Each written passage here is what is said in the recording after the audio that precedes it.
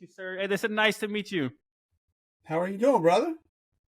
Doing great. I want to get into this podcast. Like I said, my podcast style is more of like the Joe Rogan. I want to, as the questions are going to come like as I'm listening to you. Does that make sense? Oh, I love it, and that's why they call me the GI Joe Rogan. Oh, love it! I really love that. That's awesome. I love that. So, tell us a little bit about yourself. Like, I mean, I did some research on you yesterday, but my viewers have no clue who you are. Oh, well, my name is Richard Kaufman, also known as the Comeback Coach. I am a walking dichotomy. I'm a ninth grade dropout, drug addict, alcoholic, top 2 top selling books, top 0.5 podcast host, worldwide speaker. So for me, my whole thing is I went from dope dealer to hope dealer. So we can go anywhere you want to go, but that's me. I'm just trying to provide hope that anybody out there, that your past does not dictate your future. And that's very interesting. Yeah. That's very interesting. So, dope dealer. You said you started as a dope dealer. Yeah. At one point in my life, I dealt and used, obviously. I had my first drink at 11, full-blown alcoholic by age 13. Joined the military at 17, got thrown out for being an addict and an alcoholic after 2 years, and then got into some real bad trouble and almost did 5 years for grand larceny. But I got sober January 2nd, 1986, and I haven't had a drink for the last 35 years. My good sir, that is very impressive. Very, very impressive. And coming from someone, I mean, I don't think I had that. I don't think I was that bad when it came to drinking alcohol, but it did get to a point to where I was ruining my life. Does that make sense? Oh, I've been there, done that. And I went to jail, rehabs, lived in a crack house, ate out of garbage cans. So I've been there, I've done that. And now when I go out, like I'm going out to eat tomorrow night, guess who's having the surf and turf? This guy. Guess who's eating this filet mignon and the lobsters? That's this guy. So I'm the same guy that went from eating out of garbage cans to now. Damn. But now it's all thanks to my Lord and Savior Jesus Christ. So I want to put that out there. So for me now, I'm just trying to pay it forward. My mind's just blown right now. There's so many directions we could go with this podcast right now. Because no, I'm very interested in sobriety and stuff like that, and the effects it has on entrepreneurship or just your life in general. I'm currently a bartender. I've been bartending for the last 3 years. Before becoming a bartender, I was more of like a weekend warrior. That makes sense? Where it's just I would go out on the weekend, drink some alcohol, but it got worse and worse and worse as I became a bartender and I was surrounded in that scene. And I'm not going to go too much in detail, but it really put an effect on my life. I think it took me a specific moment to realize like how bad this really is. And for people who are out there who are drinking and they're drinking more and more and more and they don't see the effects of it, what do you got to say to that? You know what I mean? Like, what do you got to say to those people who just think nothing of it? You know what I mean? They don't think anything bad. Well, some people, and guys, just because I don't drink, that I don't shit on anybody else that does drink. Like my wife, I love my wife, my bride, my love of my life, my best friend. She can go and have. If I look to my left, I got a whole refrigerator full of beer, wine, liquor. It's just not for me. So I don't shit on anybody that does drink, but she can have a half a glass or a glass of wine. Me, if I can't finish the whole bottle, I'm not even going to have a sip. So I have the problem. They don't have a problem. But a lot of people don't realize that alcohol is not a stimulant. Alcohol is actually a depressant. So, guys, when you drink something and you think I'm going to go out and have a good time, you're actually taking depressants. I just want to let you guys know that. Some people don't even know that. I didn't realize that. No, because I looked at it like the reason I drink is because, like, one, I wanted to be more social. Two, I mean, it makes you a little bit more confident when you're approaching women. You know what I mean? It takes that mental cognitive away. You're like, okay, what do I say? What do I do? Like, it takes all that away. It's like approach. You know what I mean? But keep going. Because, and people say, well, what do you mean it's a depressant? Well, what happens if you drink too much? You pass out, right? Yes, sir. That happened to me. 100%. That was me. But, for me, I tell everybody it's okay to have a drink, have some fun, but when it gets to the point where your attitude changes, to where your mindset changes, and to where it goes from being fun to not being fun anymore, that's when it becomes a problem. When you have to wake up and you're shaking, you go through DTs, that's when you have a problem. Or if you have some people, when your friends are done drinking for the night and you want to keep going, then you might have a problem. But if you guys just have one or two drinks, or even go out, like we're going out tomorrow night for cousins night, and my wife and her cousins, they're going to order a couple of pitchers of sangria, but that's okay. But the next day, they're still going to be husbands, parents, wives, take care of their bills in their house. They don't get consumed by it. And once you get consumed by anything, it's not good. It's not good. So what do you have to say with alcohol and entrepreneurship, though? Because because I'm a 15 months sober. I haven't had one sip of alcohol in 15 months. Thank God. I love it. But for some reason, there's a guy I follow. His name is Sam Ovens. And he said, if you want to be rich and you want to make a lot of money, just stop drinking alcohol.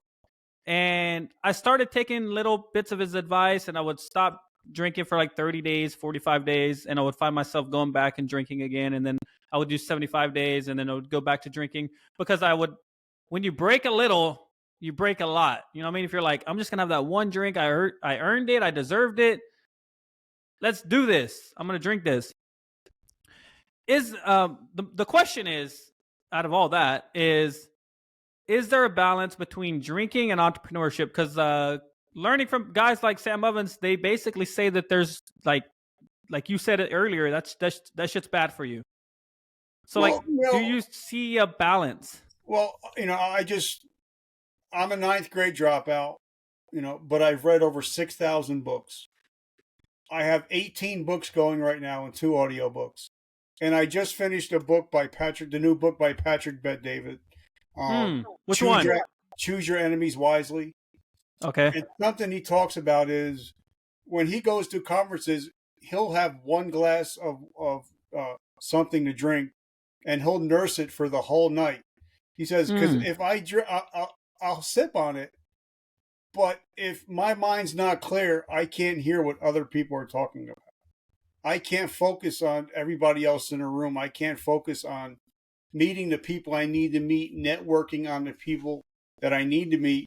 And some people, when they drink, they might give a little bit more information than they wanted to. So you're able to pick up those little tidbits and nuggets because everybody else is drinking. You still have one. If you have one, you could still sip on it, but you really can't be focused if your mind is not clear. That sounds like some laws of power type stuff. Yeah, it gets deep, man. I get very deep on talking about the mind, talking about the reticular activating system, NLP, stuff I just geek out on. So, what are you doing now? Like, what are you doing? What are you doing now? I'm my book just launched, and it's still available for pre-sale. I have 3 speaking gigs coming up. I'm going to record 300 episodes this year. I'm going to be on 300 podcasts this year. So my life is just, it's just Hold on, crazy. are you a robot? I try, man. Like I get up at, so normally I start at 7 and I don't stop until at least 7 p.m. And that's usually 6 or 7 days a week. Like tonight, I'm working all the way till midnight from 7 o'clock this morning. You got to be a robot because 300 episodes is a lot of episodes for 1 year. Just recording. I did 6 yesterday. 6 hour-and-a-half episodes yesterday. Damn. This guy's out hustling everybody. And I have you ever heard this out. I have 300 episodes I haven't released yet. Damn. I'm only doing right now 1 a week. So you're killing me right now. I can stop now and I have enough episodes for 2 years. And the lady that I interviewed yesterday, one of the people I interviewed yesterday has over 500,000 followers on social. And this young lady I had yesterday had over 400,000 followers on social media. So we're going to be everywhere. Impressive. I got some questions on podcasting, but I'm going to hold that up for a few minutes. Where you want to go, man? I want to go everywhere, man. This guy is very interesting. I'm in let's see if we have any questions. My energy drink. I'm just chilling out, having fun.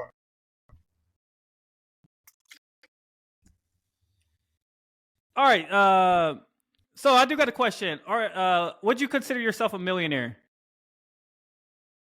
I consider myself,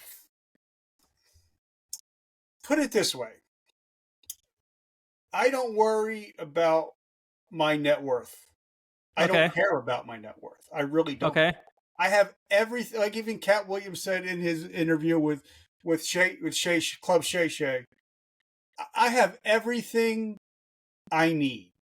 Anywhere I go, I have what I need. And from living in a crack house to eating dog food at one time, eating out of a garbage can. Now I live in a $600,000 home, 2 brand new cars, a beautiful wife, and 3 beautiful children. I'm a billionaire in my mind. And for me, my net worth is equal to my network. What up? I said that today because people were like, Marcos, I went live right before you came on. And they're like, why haven't you made any money? Why aren't you a millionaire yet? And I was like, honestly, I have a shitty network.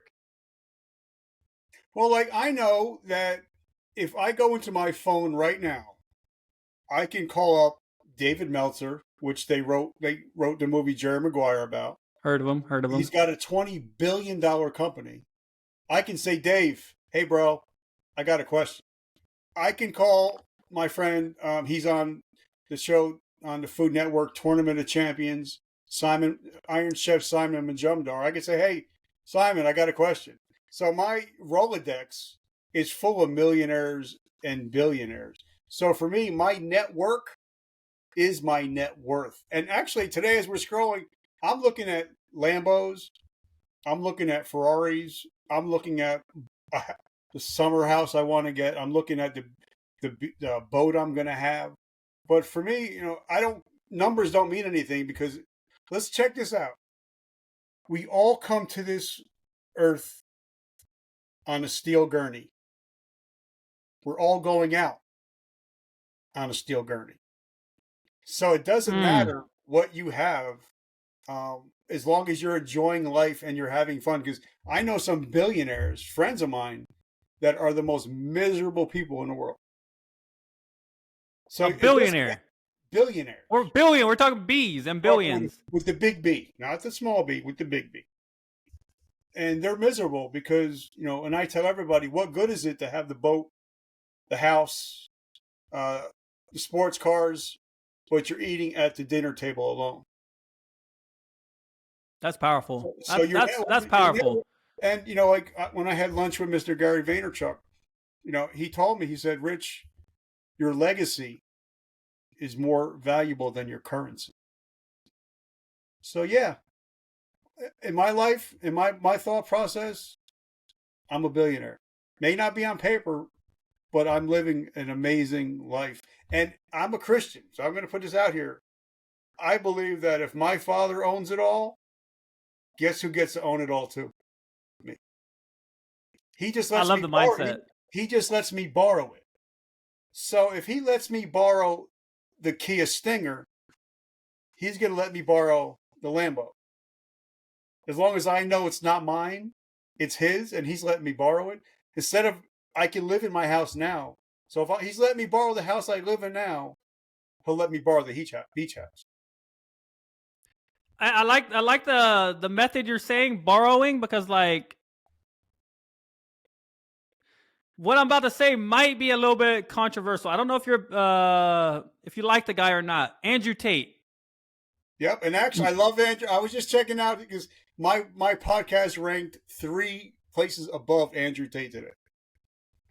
Andrew Tate says everything in your life is rented, and life is a game.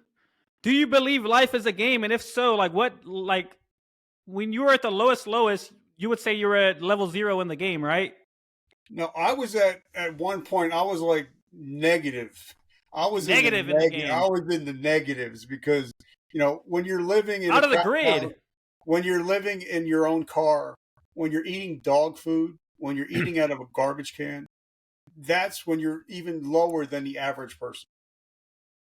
So how did you go from that to leveling up in the game? That's my question. I really want to know how you went from like pretty much almost out of the game to then now leveling up and interviewing, like you said, Gary Vaynerchuk. There's another guy you mentioned. I can't remember. David Meltzer. The author of Rich Dad Poor Dad. The star of you've done it all. Karate Kid 3. So, but for me is I had to figure out, and this is going to be a hack for you guys. If you guys pay attention, guys, get your notes out. If you want to be the best at something, find out who is doing what you want to do, the top 5, and study what they're doing, and then start doing what they're doing. If I'm a podcaster, I don't want to be with the podcasters that are on my level. I want to learn from the people that are crushing it.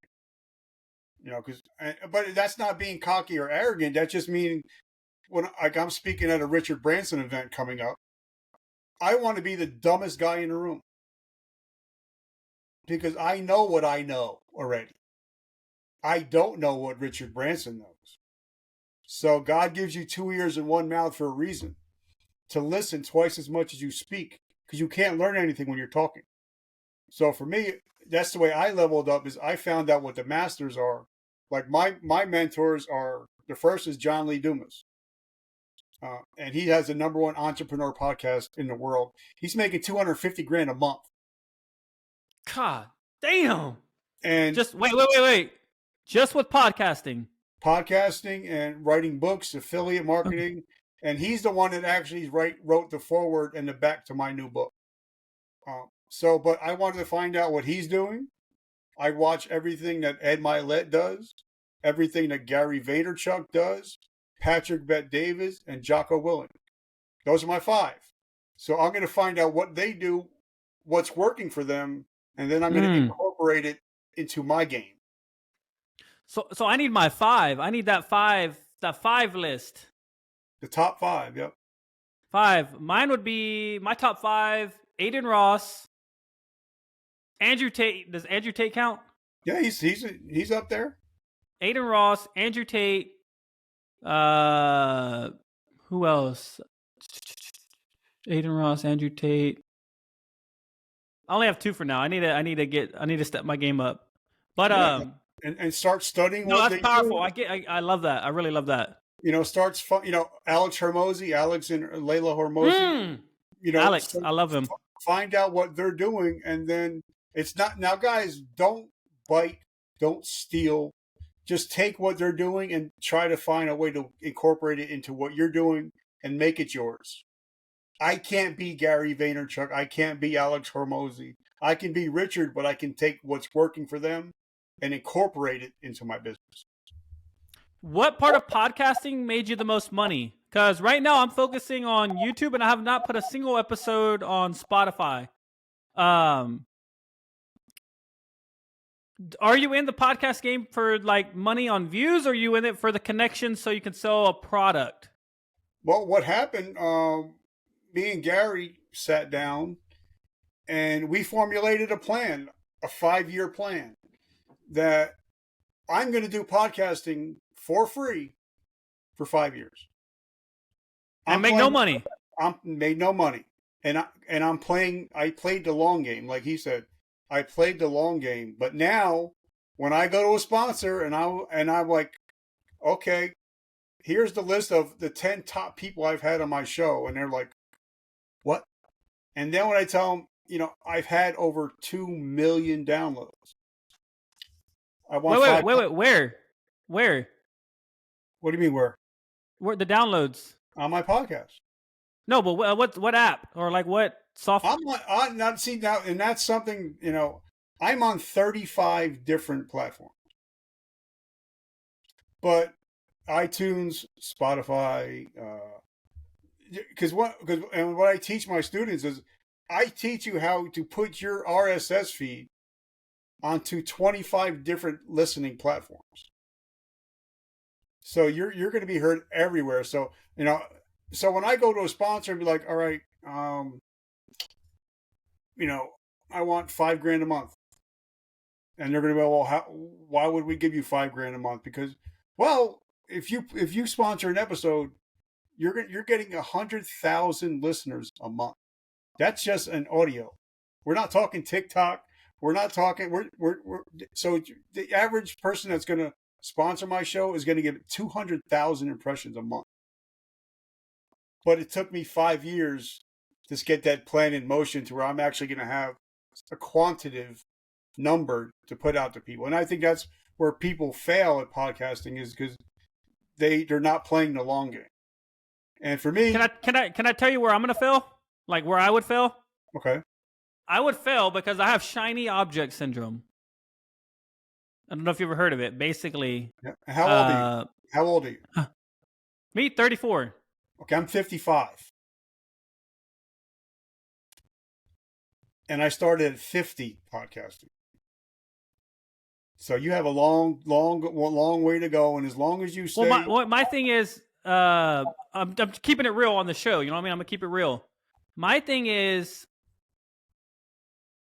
I have and ever since I stopped drinking, it's been less and less. Drinking made impulse more and shiny object syndrome more. But if I don't see results fast enough, I want to pivot and go to something else. But I know that's the wrong way to do it. I've learned my lesson. I learned that's the wrong way to do it. So how did you stay disciplined to do this for 5 years without being like, man, you know what? I've done this for 2 years. I haven't seen any revenue. I need to just go off and do something else. My friends are telling me, my family's telling me, my wife might be telling me, man, you're not making no money. When are you going to start doing something that's going to make some money? Well, and it all goes back to, like for me, when I just got off a coaching call, because I have a coaching class where I charge 4 figures to work with me to teach you how to podcast. And but the thing is, you have to have a purpose. Your podcast has to have a purpose. It's got to be powerful, and it's got to be profitable. And if you're not doing those 3 things, your podcast lasts about 12 episodes. I'm at 5 right now, so if we're going to find out in 5 more, 7 more episodes, whether I even exist anymore. So the average podcast lasts 12 episodes. Now there's 3 million podcasts out there, but only 500,000 have posted in the last 90 days. It's interesting you say that, because I tried podcasting. I'm not going to lie. 3 years ago, I tried to do a podcast. I don't think I made it past 6 episodes. And most of the time is because it's work. It takes a lot of work. It's a job. Yep. But if you don't have a purpose for the podcast, if you're just doing it to make money, you're going to fail. That was my purpose. That was my purpose, to make money. for the And podcast. if your purpose is not powerful, people are not going to listen in if they're not getting anything out of it. And if they're not listening in, you're not going to get sponsors. So you're not making a profit, and you're just putting money out of your pocket. And eventually, you're going to be like, you know what? Fuck this. I'm tired of paying all these people to put this podcast out. I'm not making any money. So That was me. I literally made it six episodes and I quit. 100%. I'm not lying. I even have the YouTube channel. I'll link it in the comments so everybody can go check my 6 episodes that made it. Yep. So that's why the average podcast lasts 12 episodes. I'm on episode 1200, and I'm just getting started. I love it, man. Motivating for me, 100%. Motivating for me. Every time I think about quitting, I'm gonna be like, yo, this guy Richard has 1,200 episodes. He's beating me. You want to hear? You want to hear? And I tell this to everybody that I'm the worst podcaster ever, and I put this in my brand new book. I had 300 recorded and released episodes on Anchor, now Spotify, and I never realized it was never on iTunes. So I only had 7,000 downloads on 300 episodes until I realized, holy crap, 98% of people listen to podcasts on iTunes, and I'm not even on it. So I went to go put it on iTunes, and they're like, yeah, no, you have 300 episodes. Sorry, too bad, too sad. And I had to start all over again from zero. And I started all over again, and now we have over 2 million downloads, and hopefully going to hit 3 mil by the end of the year. That's very, honestly, I'm very impressed. What keeps you going? What keeps you like what keeps you going versus like being like, you know what, I've already made it, or I've done this many episodes. Like what's your why? Like what's that why that's pushing you? When I leave this earth, I wanted to leave it a better place than when I got here. And when I had lunch with Gary, the last thing he told me was that your legacy will always be more valuable than your currency. And for me, everything I do now is about legacy. So if I can help one person out there that's struggling in life or business, and it changes their family's destiny, then I've done my job. So that's my goal every day, is to wake up and say, whose life can I help today? Whose life can I change today? And if I can do that once a day, I've made it. So that's me. It's all about destiny. It's all about legacy. Well, I just met you, and you've already made a small impact on my life. I would say that. Oh. But I'm curious about legacy, because that's one thing I've thought about before, but I don't really understand it. How does someone build a legacy? Well, what I did, and this was something that somebody told me, I wrote out my obituary. I wrote out, Richard Kaufman, and I didn't say what date or whatever, but I said, he was a great husband. He was a great father. He was a great friend, a great son, a great leader, a great businessman. He changed the world. He had empathy. So now everything I do has to line up with that. Damn, hold up. You realize how powerful that is? Yeah. Like, I literally just got chills listening to that. Yeah, it's called reverse engineering. So what I did is I wrote my obituary, and I have it in my wallet. So every day I wake up, I have to think, for every action I take, okay, you're not going to be cheating on your wife if you, in your obituary, you said you're a loving husband, a loving father. You're not going to be an asshole to people if you just wrote in your obituary that you're loving and caring and love people. So I have to live up to that standard. And I wrote my own standard. And a lot of people are afraid to do that, because then whatever you write down, you have to live up to, because whatever gets measured gets cut. So that's why I did it. What happens what happens to the person? Let's just say someone did this, right? Someone, like, I'm 100% going to do this. That is actually, I like that. But say someone writes down all the things that they're going to do, and then they go against who they said that they were going to be. Would that put them in a depressed state if they're like, man, I was supposed to become this guy. I've already failed on not failed, but I've already just say for instance they cheated on their wife. I just cheated on my wife. In my obituary, in my legacy, I'm like, I'm not a cheater, but I just cheated. How would they move past that? Because you're not dead yet. And you can always improve. And that's why on my show, I don't have it right on. I have this shirt on, but my other shirt I wear on all my episodes, the slogan is "Today I decide." So today I get to decide whether I'm going to be the good husband, the good father. I can't cheat on my wife if I'm with my wife right now. I can't have a drink if I'm hanging out with you right now. So like my brother James Clear wrote in the book Atomic Habits, whatever you do now is where you're going to be in 5 years. So for instance, if I hang out with 5 guys that have amazing wives, amazing kids, don't cheat on their wives, guess who the 6th guy is that's not going to cheat on his wife?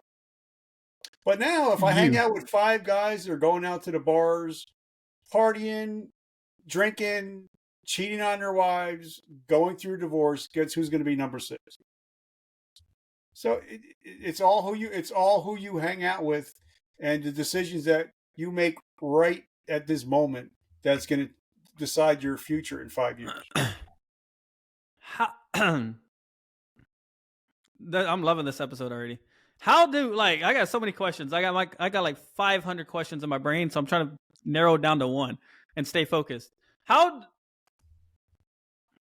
Dan, you said the habits you do now are going to determine where you want to be in the next 5 years. So what if I want to own a $5 million per year advertising agency? What kind of habits would I need for that? Well, first you'd have to decide, are you grateful for what you have right now? I would say yes. I'm grateful. Well, because, the way God works, the universe works, is kind of like being a parent. I got 3 beautiful children. When they show me that they appreciate what I do for them, I want to give them the world. But as soon as one of them gets an attitude like, I deserve something, guess who's not going to get it? And the universe works the same way. When I clean my house every day. I do the dishes and I'm wiping down my marble granite. I say, Lord, thank you for the house that I have now. Thank you for the beach house that's coming. So I live in gratitude, but I'm also living into the future. So first thing I would figure out, are you grateful for what you have now? Because you're not going to get anything more if you're not grateful for what you have. If you're not grateful for the Kia Stinger that you have out front, you're not going to be grateful for the Lambo that you're going to get. That's my Kia Stinger. I don't know if you can see it. It's a scooter. That's what I drive. Well, you know what? Some people, now imagine this, and I tell everybody that be grateful for what you have, because there's somebody in the world that has one leg that wishes they could ride on that scooter.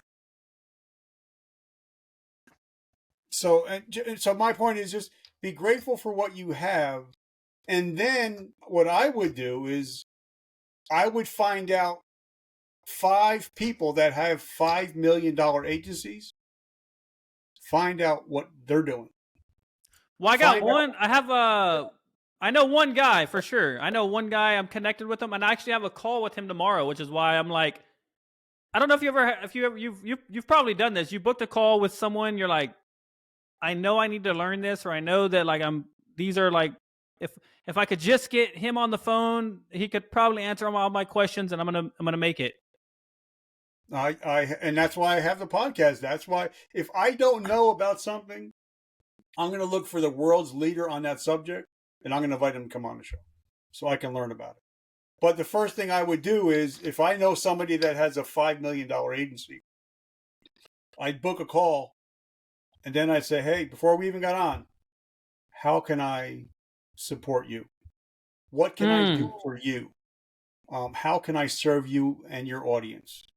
And people normally, when I do that, if I put, because I don't send cold emails or DMs, I'll just say, if I see somebody interesting, I'm like, hey, Ed Milet, bro, I love the brand new book.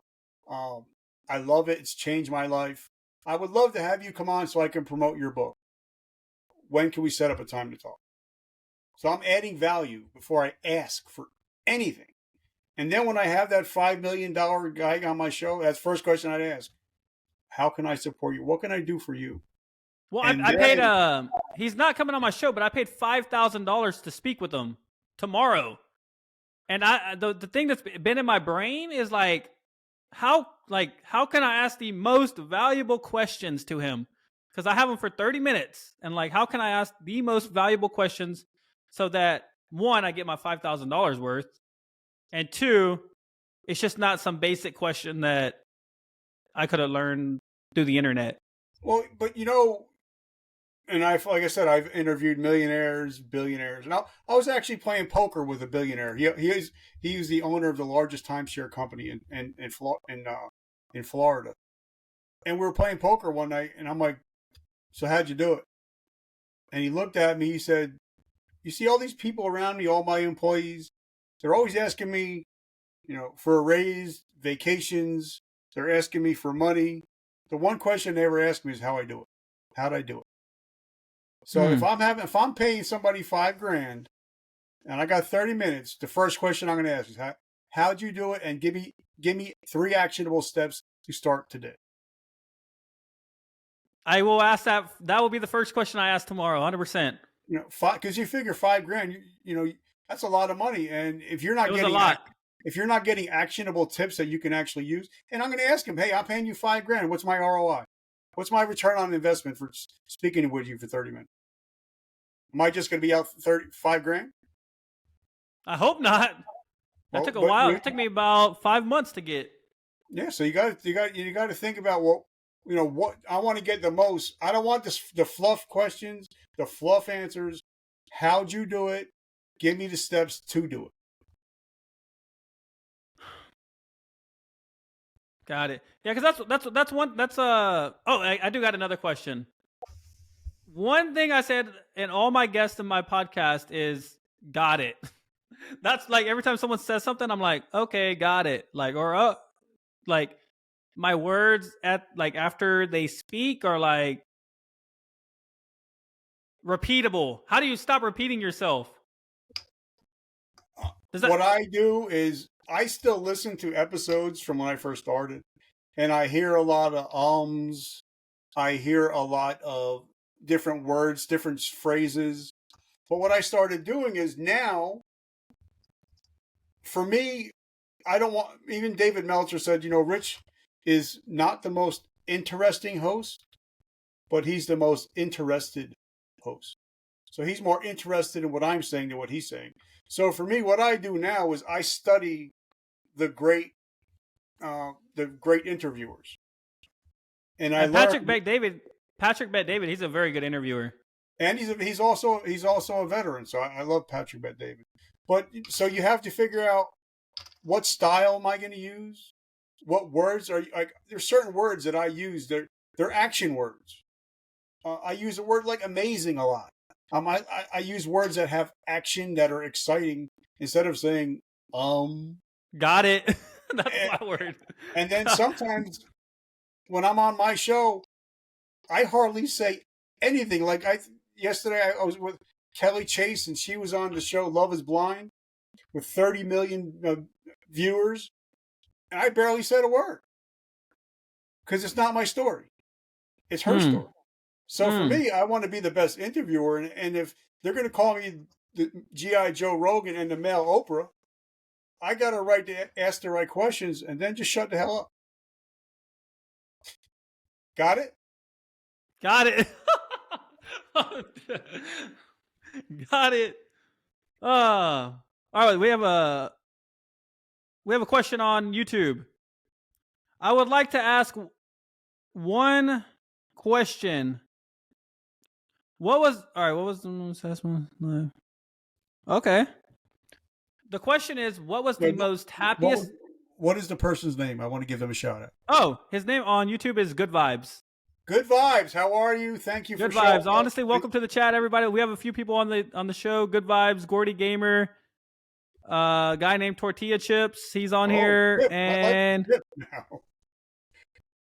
interesting names for All everybody. right. All right. So, So he basically said, Good Vibes wants to know what was the happiest moment of your life, and let me ask this correctly. Okay, yeah. What was the happiest moment of your life, and what was the saddest moment of your life? they both have to do with my daughter. The happiest moment of my life when she was born, and I was the first one to change her diaper. I was the first one to feed her, and she's the love of my life. That was my happiest moment, and then my saddest moment was when I attempted suicide on Labor Day 2012, and almost ended my life and ended being a father and a husband. So that was my shining moment, and then that was my deep despair moment. So Good Vibes, thank you for asking that question. Yeah, no, that was a great question, which honestly opens up room for conversation. What was it like? Like, I've never experienced it, and I don't. If you don't want to talk about it, that's perfectly fine. But like, it had to be like a dark time. You know what I mean? Like to want to commit suicide, that probably had to be like one of the darkest moments of your entire life. Like, What one, happened how was it like, and two, how did you come out of it? Like, how did you get out of that? What happened was I got thrown out of the military for being a drug addict. Got back in, was about to be thrown out of the military for a second time, but the morning of 9/11 totally turned my whole life around, changed my life. I got back in the military, and I went from worst soldier to first soldier. I went from being busted 8 times to now winning Soldier of the Year to becoming a non-commissioned officer. And after 23 years, I got hurt on duty and lost 80% of my vision. So that's why I wear these stupid glasses, because I'm still 60% blind. And for me, when they told me, Sergeant Kaufman, you're no longer Sergeant Kaufman. You're no longer a member of the military. Can we have your ID, please? And they kicked me out, or they medically retired me that day. And that was Labor Day 2012. So what happens when that thing you were for 23 years, you no longer are? And what happens, I'm going to be talking about this, I'm speaking at events Sunday. What happens when you're no longer the thing that you identified as? So if I'm no longer Sergeant Kaufman, well, who is Richard? Who am I? Because I don't know who Richard is. And that's what scared me to death, literally that day. And I decided to take my life. And the reason I did that, or thought about it, was if you die on duty, your family gets like $500,000. And I had till midnight. I was still on orders. So I figured if I took myself out, my family would be set for a while. So this is what happened. If you have a second, if you want to hear what actually happened. Yeah, no, I'm locked in right now. So what happened was, I always wanted a Dodge Ram 1500. So I got a pimped out Dodge Ram 1500. And I called my wife and I said, it's Labor Day weekend. I'm going to meet you down the shore. We're going to hang out with the kids on the beach and all that. And the hardest part for me, and I think about it to this day, is talking to somebody and knowing you're never going to hear their voice again. Knowing that I'm never going to see my wife again. Knowing that I'm never going to see my 6-month-old baby. Notice I'm never going to see my boys again. And it crushed me. So I told her, I'm on my way. And I knew I'd never make it. But I told her, I'm on my way. I love you. I've always loved you. You're my angel. I love you so much. So I got in the truck. And my plan is, and there's the word plan, like Mike Tyson says, everybody's got a plan until you get punched in the mouth. My plan was to get the truck up to 100 miles an hour, put it on cruise control, turn the radio up, take the hands off the wheel. and eventually I'm going to run into a concrete embankment. So I did that. I got it up to 100. I put it on cruise, turned the radio up, shut my eyes, and I could feel the car moving. I could feel the truck moving. And on the side of the road, you have those little plastic reflectors. And when you hit it, you hear click, click, click, click, click. Mm-hmm. Well, we hit that. I hit that. And I knew I was probably 3 seconds from death. And I felt that, and I felt the truck moving. Now, I'm not a country music guy, or wasn't. I'm a hip hop head. I'm a metal guy, but for some reason there was country music was on, and as I'm literally about to die, a song comes on. It's called "I Saw God Today" by George Strait, and it talks about how a man looking at his daughter for the first time through the glass at the hospital. And I remembered, wow, I'm the first one to change her diaper. I'm the first one to feed her. I'm her first true love. Am I going to be a statistic? Or am I going to be a husband and a father? And at that moment, that's where the Today I Decide came out. I decided I didn't want to be a statistic. I pulled over. I called my wife and I told her what happened. Of course, she was pissed off and aggravated. And I told her, I said, hon, if I don't get help, I'm probably going to eat my gun this weekend. And she said, honey, she said, I got you. I got your back. We're going to get you into treatment on Tuesday morning. And she got me into treatment, and I've been seeing the same therapist for 12 years now. So the happiest moment was my daughter. The saddest moment was my daughter. And then she saved me. So and that's why I always wear that t-shirt that says, today I decide. And I decided to be a husband and a father instead of being a statistic. And even though sometimes I think, damn, they would have 500K to play with. But now I'm like, I think they have a better life because I'm in it. No, they do have a better life because you're here, 100%.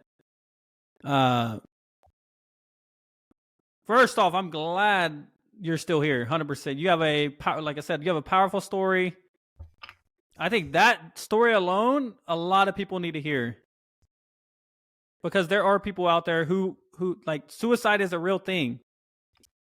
And that story right there literally could probably help someone one day. 100%. And like for my town, I'm part of the DARE program, or it used to be called DARE. Now it's called LEAD. But a lot of people don't realize that 5,000 kids a day attempt suicide every day. So you figure double that or quadruple that for parents. So if me and you are talking and we help one person, then this whole podcast is worth it all. So that's that right there. That's legacy. I'm gonna take the microphone off and just drop it because we're done. Got it. I'm kidding. We're not done. No, I'm blown away. Literally, like I've never experienced that. But if I ever did, I would literally remember your story. Like that was, I felt every moment when you were talking in that story. Like I was like, I felt like I was literally there with you, like in the passenger side. Oh, but that's why I do what I do, because there's, for veterans, we're losing up to 50 a day, 365 days a year, 50 a day, and that's not including, because only half of the states actually report suicides. Why do you think that is? Like, why do you think people who come out of the military?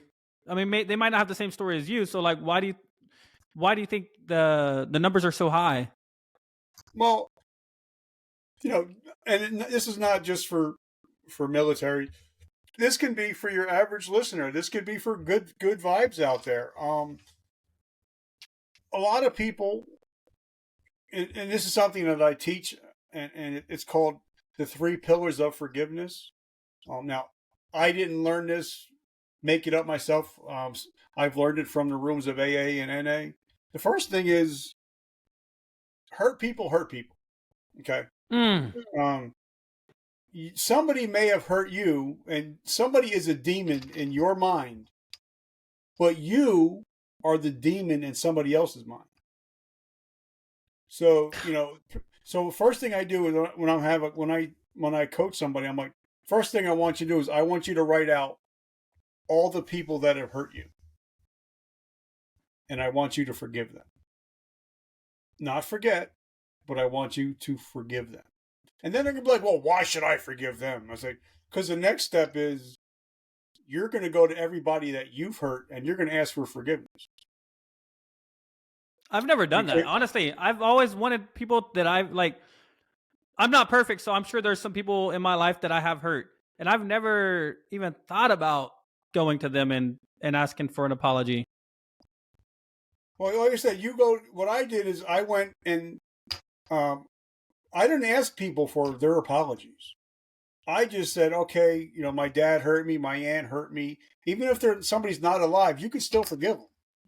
You can write a letter, you can write an email and delete it, whatever.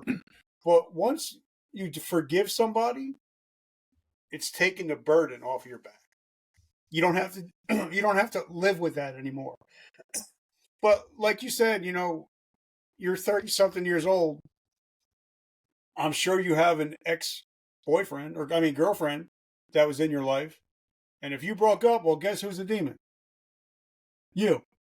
So a lot of people think, well, why should I forgive them? Because if it's possible, the second step is to write down everybody you've hurt and to try to make amends. And some people are just like, yeah, whatever, I don't want to hear it. And I'm like, okay, well, I asked for your forgiveness. You said no. That's good. It's on you now. I'm letting you have the pain. And then the last thing is forgive yourself. Forgive yourself of everything that you've done up to this point. Because you can't change it.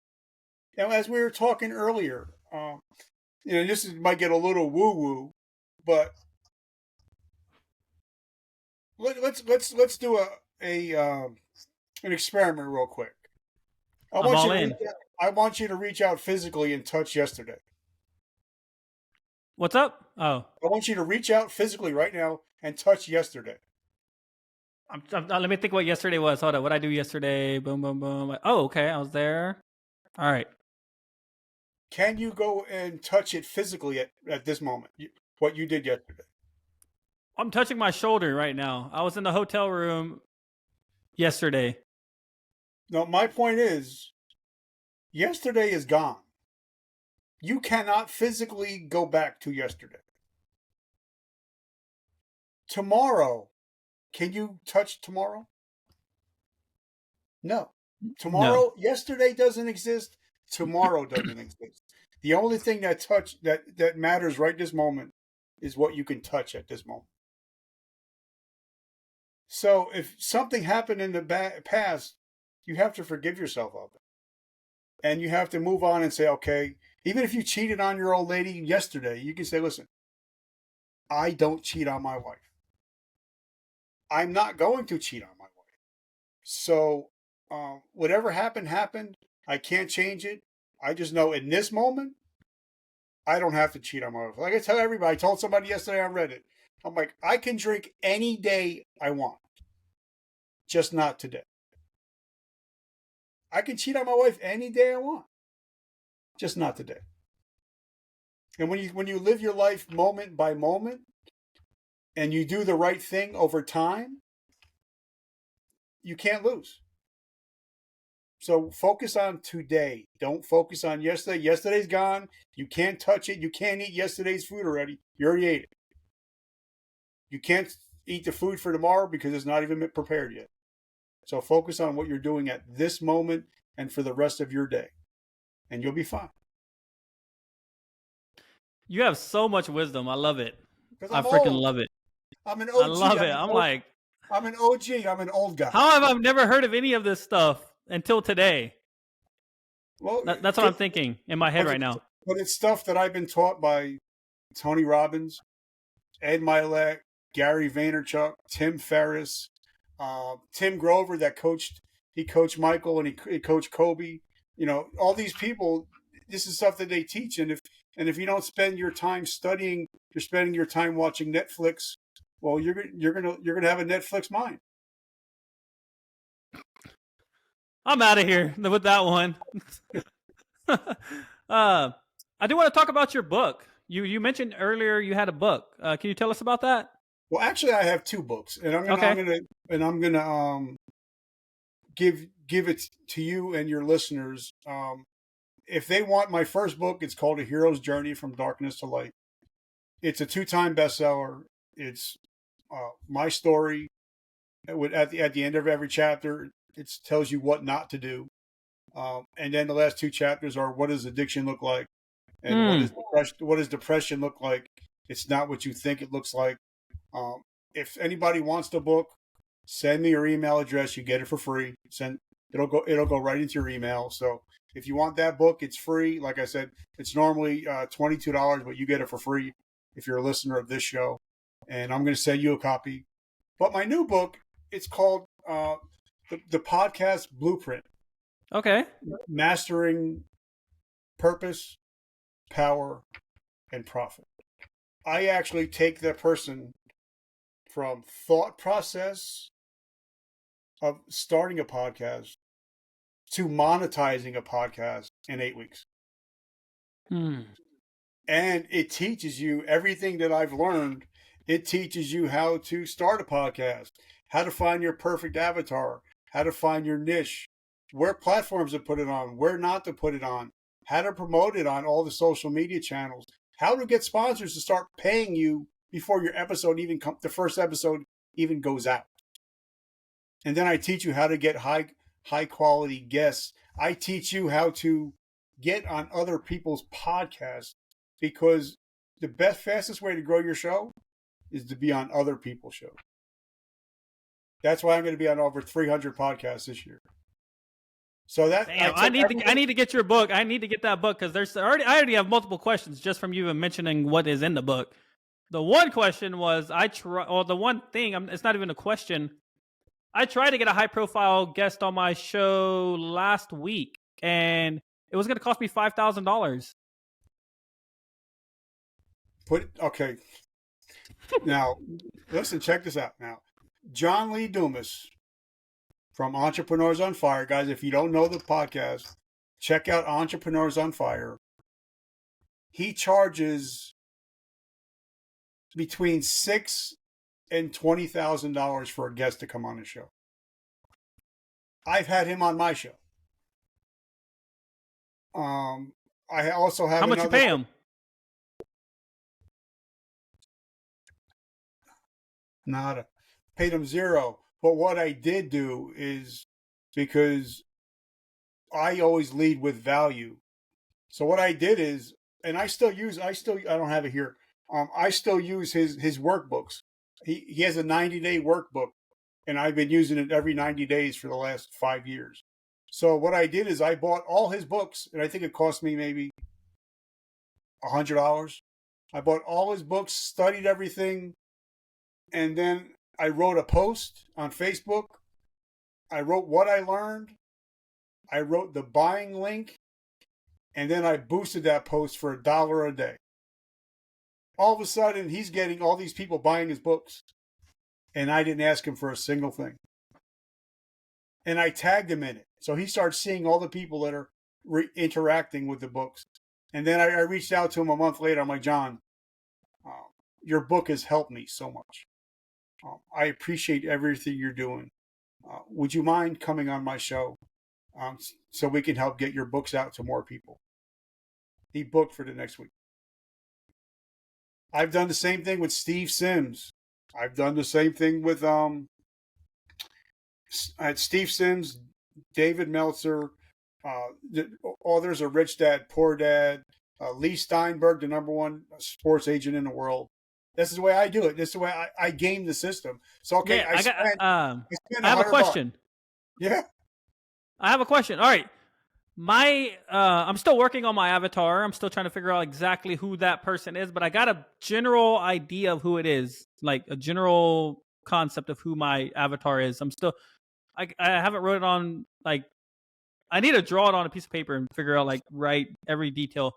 But it's gonna be a coaching consultant, anyone in the coaching consulting space, and they are they don't have to be doing pretty well. They just need to consider themselves a 1%er. But the ideal client that I'm gonna be working with, which is why I started this podcast, because I don't think I'm gonna monetize it like by views, is so I can build a connection with the people I want to work with, which is like the coaches and consultants. But the guy I had on my show yesterday, or the guy I wanted on my show that wanted to charge me $5K, he's like in the avatar range of the customer I need to work with. My biggest thing is, like, if I want to get the big guests on the show, are they all going to charge me $5K? And if they are, what value can I provide them so they don't charge me $5K, so that we can build a relationship, so that we possibly can work together and get their message out and things like that? I've had 1,200 guests and I've never paid one. Why do you think he wanted to charge me? Because you're willing to charge him. Because you were not willing to say no. I did say no. They didn't like that. They hung up on me. Then there you go. Then it wasn't worth it. And the thing is, now I've had some, like I had Sean Kanan from Karate Kid 3. He was on the show. I've had a lot of big people on the show, but unfortunately, a lot of the big people like Steve Sims. If you don't know Steve D. Sims, check out him. He actually wrote an amazing book called Blue Fishing. I've had his son come on my show, but he's on 5 podcasts a week. So even though he's on your show, or not him, I'm saying people that are in those upper echelons, they're not going to share your episode. 90% of the people are not going to share your episode. For me, I've had more people listen to my show that are not, you would not consider a name brand, than somebody that's a name brand, because everybody knows Steve and he's been on 6 podcasts this week. He's not going to, he might not share your episode. For me, but when I have somebody come on my show, like I'm going to book you to come on my show, and the first question on my Calendly, do you promise to share your episode on all your platforms? That's the first question. So when I go back and we record the episode and I'm like, hey, thank you for promising to share this on all your platforms. Here's our episode. Well, wait a minute, they just promised me. So if they go back on their promise, they're calling themselves a liar. Mm-hmm. So I got a 99% share rate. But what I also do is, if I know you're going to be on my show, I follow you on every single social media platform. And when that episode comes out, guess who's getting tagged on every single me? And so that way, you're building up credibility. But if somebody says, hey, I've had one guy come, he said, Rich, I want to come on your show. I think he said he was the Hollywood dentist, Hollywood's top dentist. He's like, I want to come on your show. And I'm like, for what? He's like, I want to promote it. And I'm like, what value are you going to bring to my audience? I just want to promote my stuff. And I'm like, yeah, no, I'm good. I got 300 episodes I haven't released yet. So you coming on recording, so sometimes you got to say no. And if somebody did say no to me, I'll be like, okay, thank you so much. I appreciate you. Because sometimes I had somebody, and I'm not going to mention his name. Now he's a dear friend. He was a dear friend. We weren't a dear friend. Now he's a dear friend again. He said, I won't come on your show because it's on Spotify. Because it's on Spotify, they want it to be on YouTube or something? Yeah, well, he started me out in the game, but he decided, I don't want to, come on your show because it's on Spotify. I know it's not going to get a lot of downloads. I was like, okay. I hit 2 million downloads. He's like, hey, bro. Hey, I'd love you to come on your show, bro. I'm like, I'm still on Spotify. Damn. So some people that you rejected that $5,000 offer, once you make it big enough, they're going to be getting in touch with you and say, "Hey, I'd love to come on your show." And don't worry about the $5,000. Don't even worry about it. I can keep going. That's my problem, but I do have to go to work. Unfortunately, I still work a job and I have to go to work. We have our manager meeting coming up, but I do want you back on my show. Oh my god, there's so many more questions I can ask you. Before we leave, where can people find you? Well, what I'm going to do is I'm going to send you the buying link for my new book. Okay. It's $29.99. You get an autographed copy. And if you're a podcast host or if you're a business person, if you buy the book and let me know that you're a podcast host or a business owner, I'll give you a bonus of $995 worth of stuff for $30. Take my money. I want that book.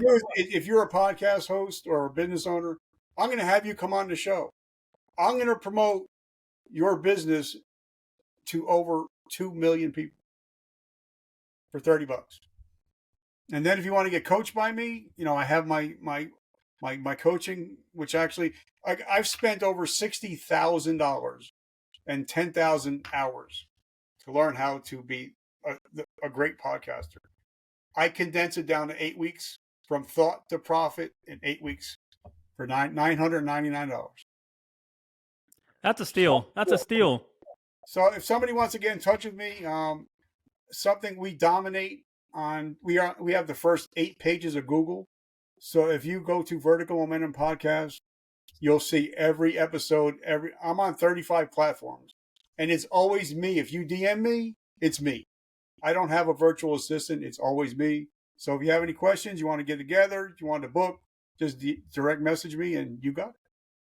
Oh, and like I said, I wanted to something else, and I know you got to go. Is anybody that's listening on your show, even Good Vibes and all those people on YouTube, if they get in touch with you, and this includes you, you will get an hour of my time for free to sit, go through Zoom, go through StreamYard, whatever, to help you with whatever you're struggling with. No strings attached. You get an hour of my time anytime. And that's for you and your audience. I have a Discord channel that I'm getting rebuilt today, so I will put that. If you give me something, a link, anything, I'll put that in my Discord channel today. So, and I just want to thank you for having me on your amazing show. I appreciate you coming on, man. You got an amazing story. There's so much more I want to learn from you, and I hope we can have you back on the show. Yep, and I'll send you those links as soon as we log off. Appreciate it. Keep crushing. Oh, guys, and if you're watching this, before you hang up, make sure that you subscribe, share, leave a comment or a review, because that will help this show grow. Let's do it. You heard the guy. Comment, share, and leave a comment, share, or a review. Yep. Appreciate it, man.